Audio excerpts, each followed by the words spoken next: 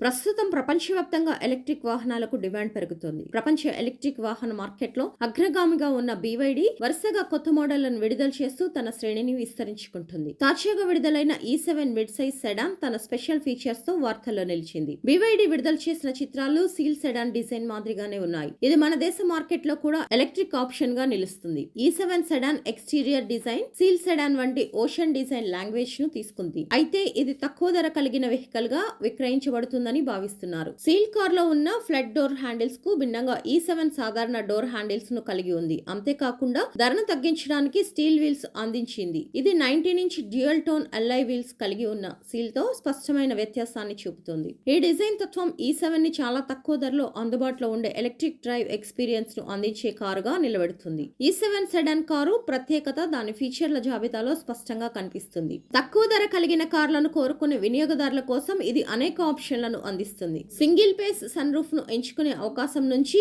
Real camera, IRVM వంటి option చేసుకునే సౌకర్యాల వరకు వివిధ రకాల ఫీచర్లు ఉన్నాయి. కస్టమైజేషన్ లో ఈ సౌలభ్యం E7 ని మరింత ప్రీమియం అయిన సీల్ సెడాన్ కార్ కు తక్కువ ధర కలిగిన ఎడిషన్ గా నిలబడుతుందని భావిస్తున్నారు. చైనా పరిశ్రమ సామాజిక సాంకేతిక మంత్రిత్వ శాఖ MIIT విడుదల చేసిన కొలతల ప్రకారం E7 కొలతలు సీల్ కార్ తో చాలా దగ్గరగా ఉంటాయి. E7 పొడవు 4780 మిల్లీమీటర్లు, వెడల్పు 1900 మిల్లీమీటర్లు, ఎత్తు 1515 మిల్లీమీటర్లు కలిగి ఉంది. ఈ కారు 2820 మిల్లీమీటర్ల వీల్ బేస్ ను కలిగి ఉంది. ఈ కొలతలు సీల్ సెడాన్ కారు కొలతలో దగ్గరగా ఉండడం వలన E7 తక్కువ ధర కలిగిన కారు అయినప్పటికీ పరిమాణంలో పెద్దగా మార్పు లేవని తెలుస్తోంది. పవర్ విషయానికి వస్తే E7 నిరాశపరచదు. ఇది రెండు వేరియంట్లలో వస్తుంది. ఒకటి 48 kWh lithium ion phosphate battery pack తో, మరొకటి 57.6 kWh బ్యాటరీతో అందుబాటులో ఉంటుంది. CLTC ప్రమాణాల ప్రకారం ఈ పవర్ ట్రైన్ వరుసగా 450 కిలోమీటర్లు,